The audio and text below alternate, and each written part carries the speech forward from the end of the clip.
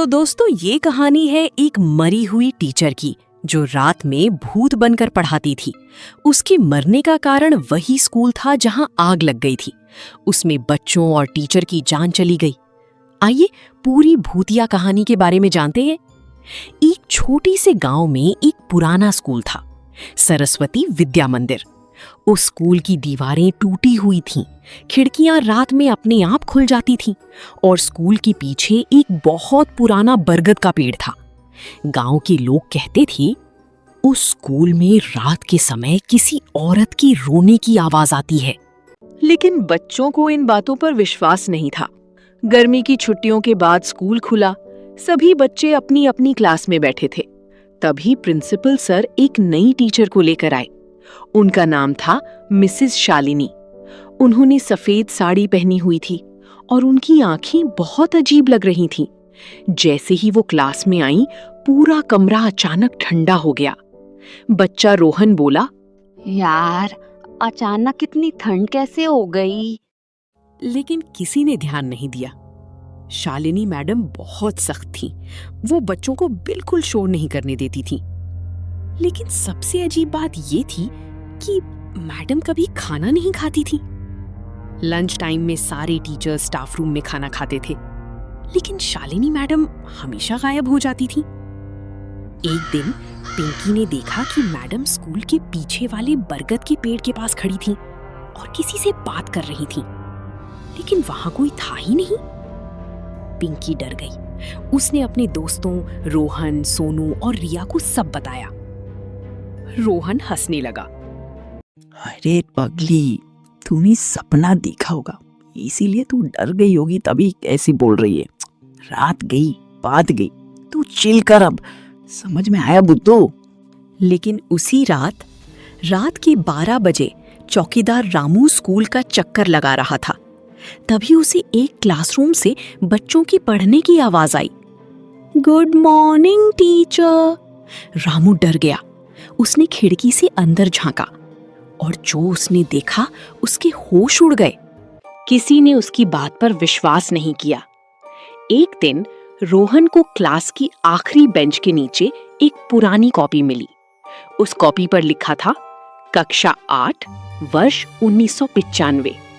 रोहन ने कॉपी खोली। उसमें एक लड़की की फोटो बनी थी और नीचे लिखा था शालिनी। साथ में लिखा था, इस स्कूल में आग लगने से पूरी क्लास मर गई। ये पढ़कर बच्चों के पैरों तले जमीन खिसक गई। रोहन बोला, क्या हमारी टीचर वही शालिनी है जो 30 साल पहले मर चुकी है?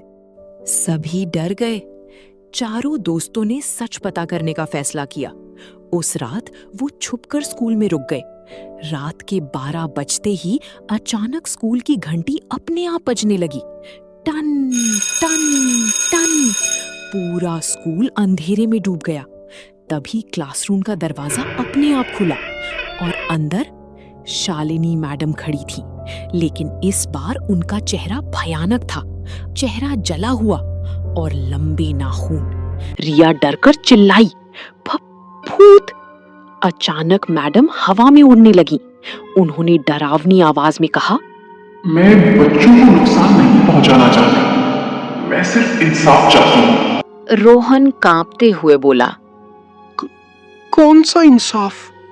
तभी पूरी क्लास के सामने 30 साल पुराना दृश्य दिखाई देने लगा।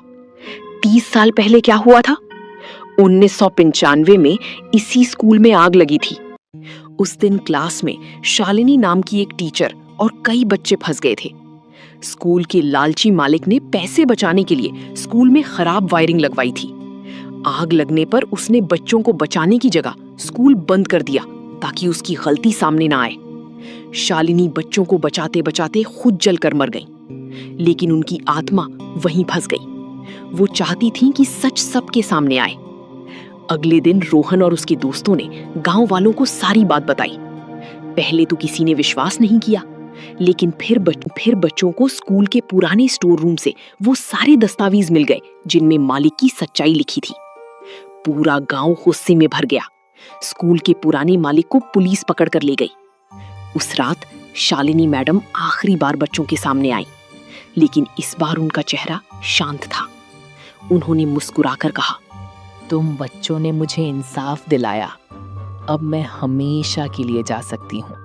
पूरा कमरा रोशनी से भर गया और धीरे धीरे शालिनी मैडम हवा में गायब हो गई। उस दिन के बाद स्कूल में कभी कोई अजीब घटना नहीं हुई, लेकिन आज भी अगर कोई बच्चा रात में उस स्कूल के पास जाता है तो कभी कभी उसे एक धीमी आवाज सुनाई देती है, होमवर्क पूरा करना मत भूलना। शालिनी मैडम की आत्मा को शांति मिले हुए 3 महीने बीत चुके थे। अब स्कूल पूरी तरह बदल चुका था। दीवारों पर नया रंग हो गया था, टूटी खिड़कियां ठीक हो गई थीं और बच्चे फिर से खुशी खुशी पढ़ने आने लगे थे। लेकिन रोहन को अब भी कभी कभी अजीब सपने आते थे। हर सपने में शालिनी मैडम एक ही बात कहती थी, रोहन, स्कूल का दरवाजा मत खोलना। रोहन डरकर हर रात उठ जाता। उसे समझ नहीं आ रहा था कि आखिर कौन सा दरवाजा। एक दिन प्रिंसिपल सर ने घोषणा की, बच्चों, स्कूल में नया कंप्यूटर रूम बनने वाला है, जिसमें कई सारे कंप्यूटर्स होंगे, जिससे आप लोगों को टेक्निकल चीजों के बारे में पता चलेगा और आप उसमें ड्राइंग भी बना सकते हैं। पूरा स्कूल खुश हो गया। मजदूर अगले दिन स्कूल के पीछे वाले पुराने हिस्से को तोड़ने लगे, वही हिस्सा जहां 30 साल पहले आग लगी थी। तभी जोर से दीवार गिरने की आवाज आई, धड़ाम। दीवार टूटते ही अंदर एक बड़ा लोहे का दरवाजा दिखाई दिया। उस दरवाजे पर जंग लगी हुई थी और उस पर लाल रंग से लिखा था, इसे कभी मत खोलना। मजदूर डर गए, लेकिन प्रिंसिपल सर हंसने लगे। ये सब पुरानी बेकार बातें हैं, इन बातों में कोई सच्चाई नहीं है। तुम लोग खामखा डर रहे हो। चलो काम फिर से शुरू करो। ये लोग भी ना जाने कितने डरपोक हैं। रोहन का चेहरा डर से सफेद पड़ गया। उसे अपना सपना याद आ गया। दरवाजा खुल गया। रात तक मजदूरों ने उस दरवाजे का ताला तोड़ दिया।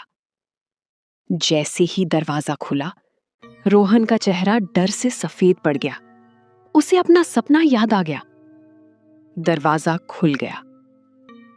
रात तक मजदूरों ने उस दरवाजे का ताला तोड़ दिया।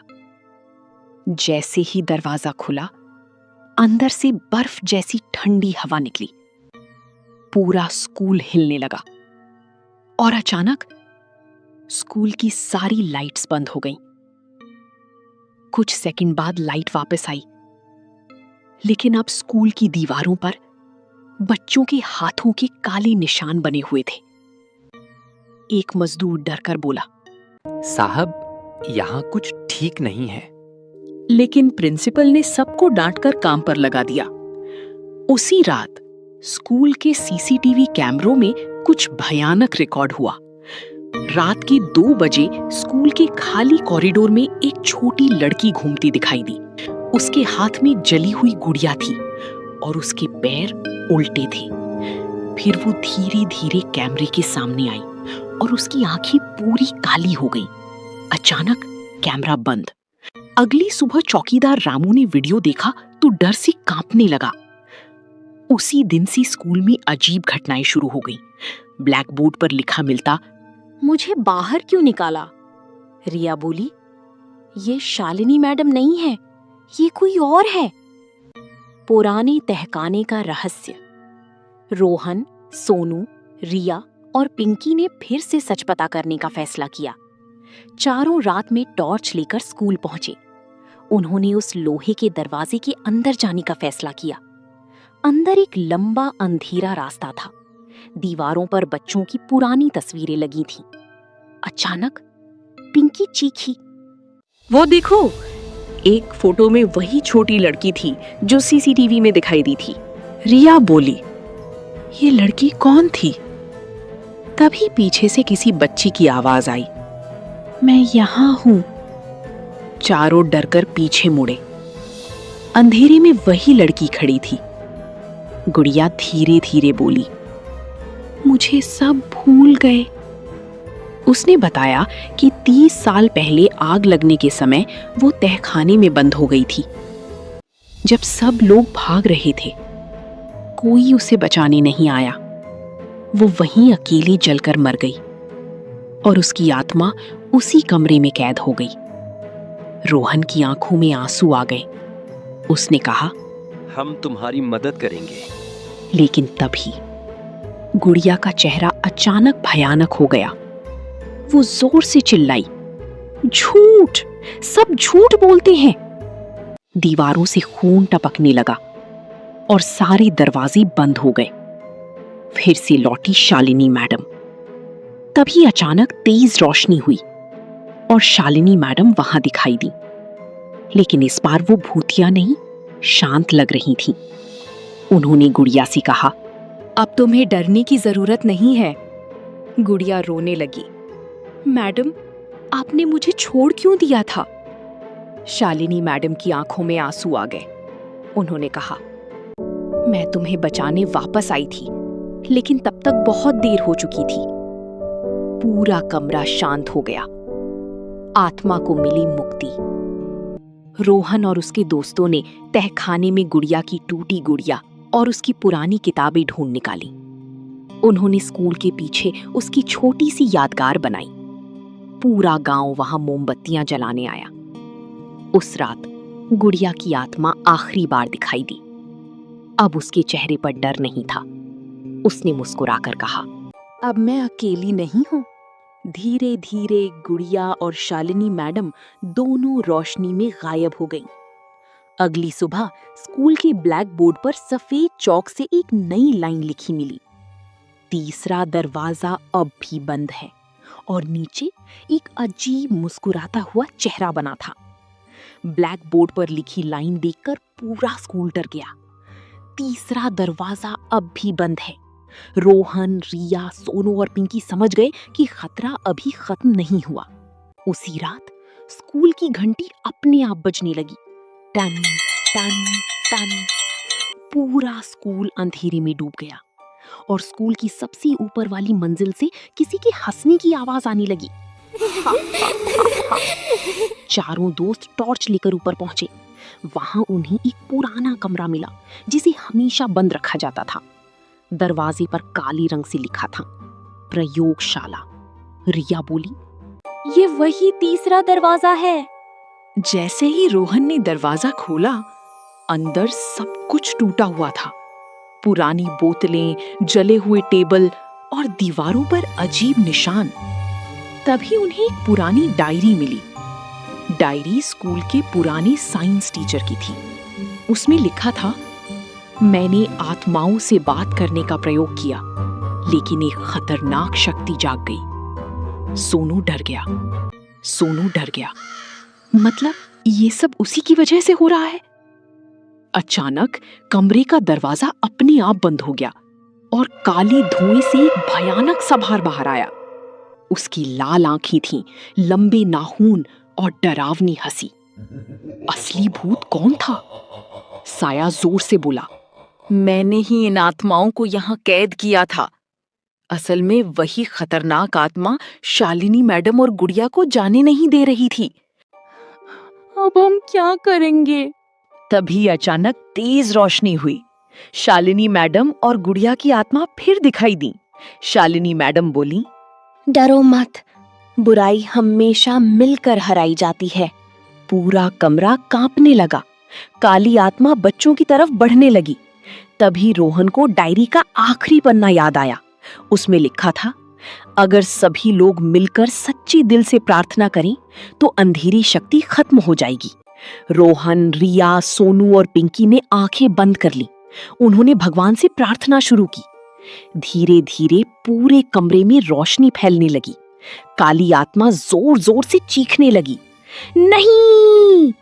अचानक रोशनी का बड़ा धमाका हुआ और वो खतरनाक साया हमेशा के लिए खत्म हो गया। स्कूल में फिर आई खुशी। अगले दिन स्कूल पूरी तरह बदल चुका था।